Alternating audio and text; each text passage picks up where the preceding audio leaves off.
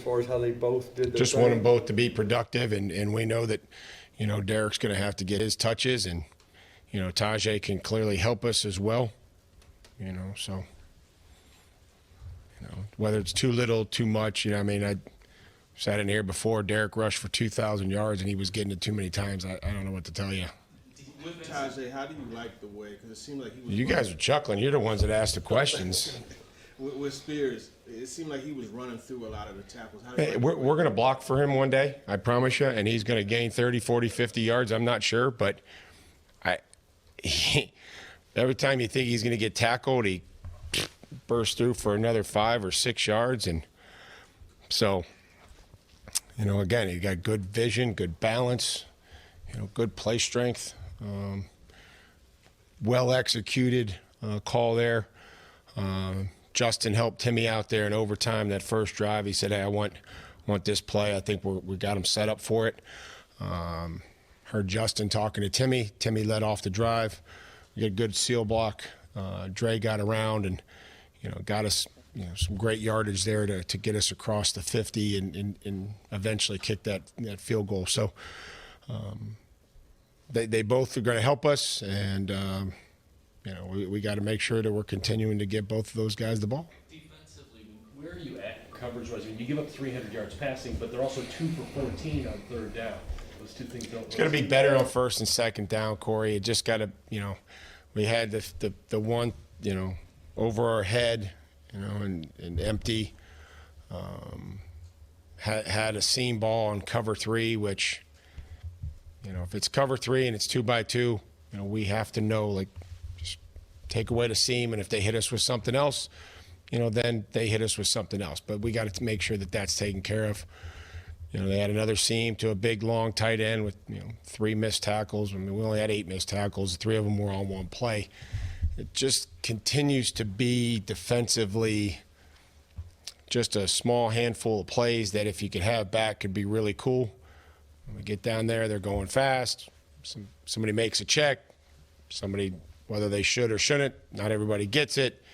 And it's an easy, touchdown. So some of the keys that we talked about, you can see them, play out right in front of our eyes. And when we nail them and the players execute it, it goes well. Ryan mentioned yesterday that Kier's 10 yards on the punt return was a good addition to give you the field position you needed on the field goal drive at the end. How's he done, and how important is it that he's been able to fill 2 roles for you, doing both the kickoffs and the punt? Well, great example of complementary football there in overtime. 3 and out, 4th and 10, which now allows us to go with a 7-man, lighter box, double one of the gunners. All week we knew how important just simply catching these punts from Scott was going to be. Unbelievable hang time, the sun. You saw that. That was, I told the team, I said, you guys are more than welcome to, apply for that job on Sunday. And so that was a huge part of the game plan was, Kyrus just coming up and catching those punts with guys in traffic right there in front of them. This opportunity presented itself with not a great kick, but good job on the holdup and 10 yards that now we don't have to get offensively when we need to go down there and kick a field goal. So just a great example of complementary football. 3 and out, 4th and 10 yards on a punt return, and then the offense doing what they needed, and then the kicking unit going out there and doing what they needed to do to win the football game. Just curious, what went the decision to kick on third down? Was it wanting to avoid a holding, maybe wondering about the rain? Trying to wait out the rain, and it started coming harder, and I'm like, is it going to get harder? Is it going to stop? How long is this going to last? And that's kind of why we just said, let's kick it. They were all down there. They had 11 guys at the line of scrimmage, and just nothing good could come of it. You didn't throw outside the numbers a lot. Was that a plan, or was that what they were dictating to you? I'm just curious if that was kind of in the moment, or something that was kind of throughout the game. Yeah. I think, do you count the 70-yarder to trailing outside the numbers? He ran down the numbers. We threw it down the field. End of the game, we threw it outside the numbers to Hopkins basically to win the game. So those are 2 examples that, again, when we did throw it out there, worked out pretty well for us. You mentioned sacks on offense on third down, but defensively, all 3 of your sacks came on third down. How big was that for you guys? Well, with the key to playing the Chargers and a team with, an offense that they have was simply to get the drive stopped, whether that was third or then fourth down. We know that they would have an ability to go for it on fourth down. We did not get it stopped on fourth down, but we did, at least get it stopped 2 of the 5 times in the red zone. So part of getting a drive stopped against these guys this week was on 3rd and 4th down and in the red zone. And I think that the guys understood that when they got down there, at least we were able to make them kick field goals on 3 of those opportunities. Their sacks all killed your drives. Is that kind of a message to drive home? Well, those are all, I think all on 3rd down, right? That whether the sack, whether we convert it or not, the sack is what everybody's going to look at. And whether we had guys open, whether we had guys coming free in a pass rush, certainly the one on the 4th down did have that. But it's all about getting open quicker, snapping down in zone, quarterback knowing where he wants to go, protection holding up. It's easy just to sit there and say the protection. It has to be better on 3rd down when we know that they're in a pass rush mode. We're expecting pressure or we're expecting games. And that's what you get on 3rd down. When did you know that you're going to be without Peter? I guess, what's the timetable on coming back from that procedure? And if you didn't know about him until late, how much of a challenge did that put on the staff to plug in somebody that maybe hadn't been out there? Well, I would say that sometime Saturday afternoon, probably became aware of that. The staff, it's on the players. The staff was, we'll just make sure that the next guy's ready, and they practiced, and X, started with him, and give a lot of credit to Dylan to be able to jump in there. Being out 8.5 months, it's impressive feat for him to play over 50 snaps that he did, and playing fairly well. So again, the concern is about Peter and his health, and the staff will be fine. Did he have an appendectomy? He did have a procedure, so he'll be, and we'll keep you updated on when he'll be back out there.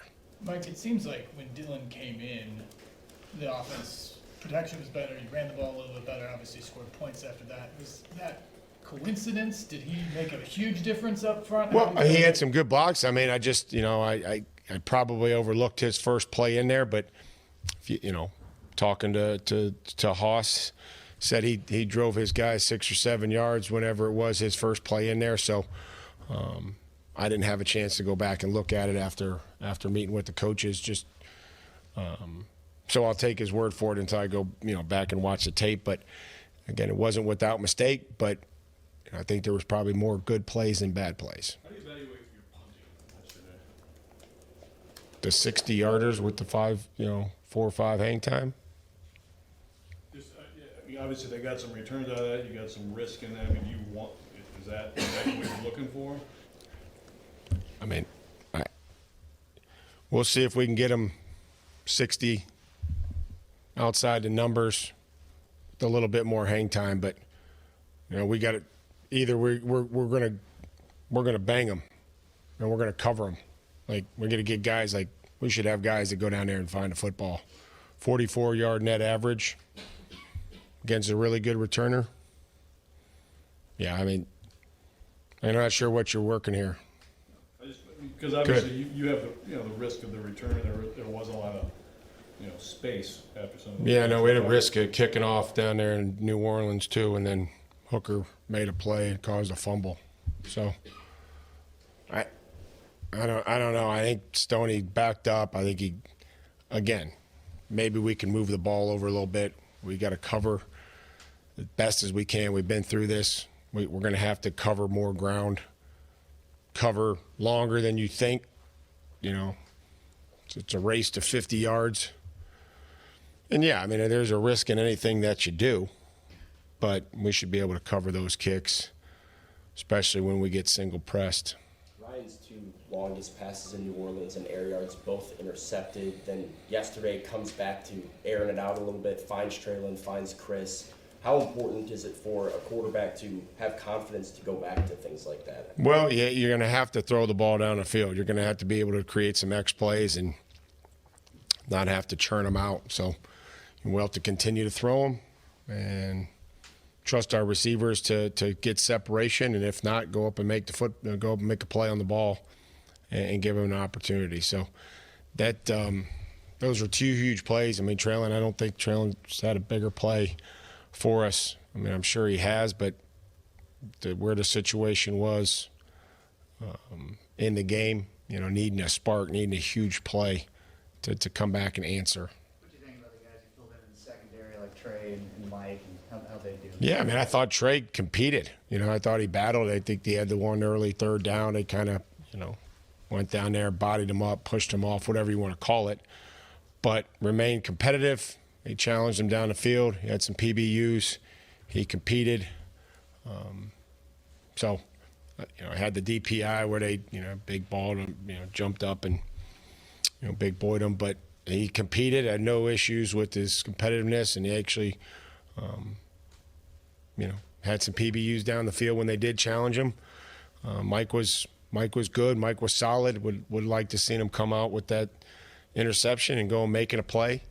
But some of these guys haven't played a lot of football, so however long it's been, Elijah, Mike hasn't played a ton, Trey, it's great opportunities for these guys. It seemed like the Chargers kind of challenged the DBs a little bit to tackle on the perimeter. Just how'd you feel like they did in that regard?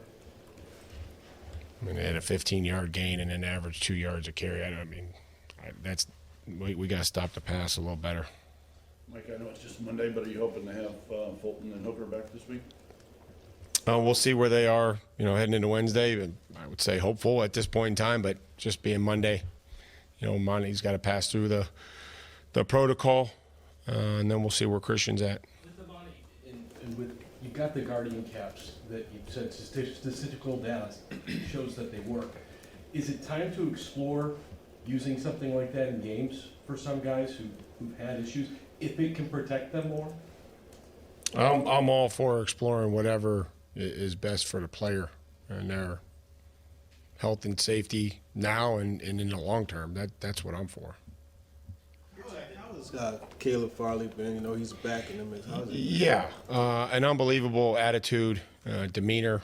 Really just impressed by how he's been able to handle all this, and saw him again here this morning, rehabbing.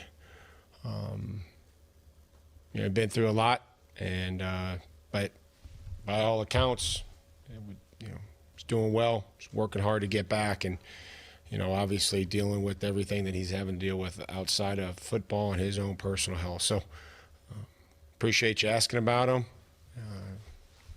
Looks great physically. Just waiting for things to progress here with the back and his rehab. A guy can't practice all week like DeAndre was last week. How much do you have to be convinced when he tests it out that he's good to go and that he can give you what you need despite not being able to practice? Well, I think Hop would be one of those players where you've kind of, trust his judgment. I haven't been with him in the past, and Tim being with him, did some stuff with him on Saturday, and, when we needed him, he was there. I know that the production statistically isn't going to stick out, but 3 to 4 catches for a first down, huge conversions, and then the one there at the end that really put us in the field goal range. One of your keys defensively, I think, as long as you've been here, is stop the run. Do you feel pretty good about what you've done the first 2 weeks in that regard? And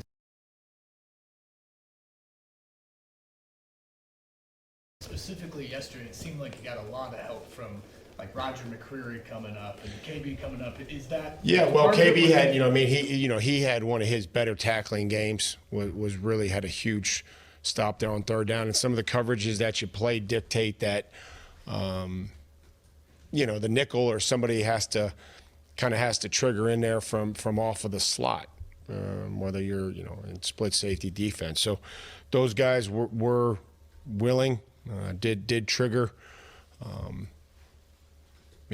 Like I said, didn't have a ton of missed tackles. Had 8, and 3 were on one play. So guys were getting there. They were limiting the yards after contact, especially the one there with KB on 3rd down and 4. What have you made of the play from your tight ends so far this season? Well, probably inconsistent. You know, a couple false starts yesterday, but you know, Chig had some nice catches, done well at times, and again, you know, tough matchup yesterday at times with Khalil Mack. But I would say that inconsistent. You know, just looking for a little better consistency, and you know, maybe just knowing who we're trying to block. You know, and how they may jump around, and our ability to keep our eyes up and adjust to that, knowing the play style of them. So, but I'm confident in that group, and I know that they'll work hard, and we'll continue to work them all in there. What's the early prep work look like for the Browns? They play one game and they play tonight. You have to wait and kind of get No, I started? think we'll get a jump on them. I think we'll get a jump on them. We'll have to do that. You know, and then we'll watch how tonight goes. And certainly they got off to a good start last week, and then we'll see where they're at tonight. It'll be a huge challenge on the road, like it always is, against a talented football team. When you've got a coach who just left, like Jim, coming against you, how much insight does he have into how you, say, protect, and what can he bring to attacking your philosophy? Well, I would say that's a lot of that is different. A lot of that has been changed, and you know, but Jim's you know, been around a long time, is really good football coach, so I'm sure he'll have a great plan and ways to put their players in the best position. Situation tonight where the team you're playing next is playing on the night you're off. Do you guys watch it as a team, as a staff? Do you watch it individually? Just kind of how do you handle games like that? I think it'll probably be. Sure, our players will watch. I'm not sure what they're doing. We're not doing anything formal. Coaches, you know, may sit in there and watch. We'll also probably be getting ready, trying to game plan or take a look at 1st and 2nd down or whatever it may be, and have it on. It's tough to really get. You can get some things live, but hopefully we'll just get our prep work in and then see where the film is in the morning. Get a chance to watch the pregame when the responders were out there, and just what was your maybe thoughts on that? And well, I mean, just having talked with those men, you see how young they are, and just really appreciated what they did for our city, and they just call to action, being able not to waver, not to flinch. And we all say, hey, if we're never in that position, but rarely are we ever in that position. And their ability to go in there and save countless lives, and try to comprehend how their training, specific training, is to first, an active shooter is to bypass individuals like that. That's crazy for me to even try to understand. And they even talked about it like, this is it doesn't seem right, but I know that I have to. This is what I have to do for everybody else. And so, we're thankful that they showed courage and bravery, and anything that we can do as an organization to recognize them and honor them, I'm excited to do. Thanks, guys. Thanks,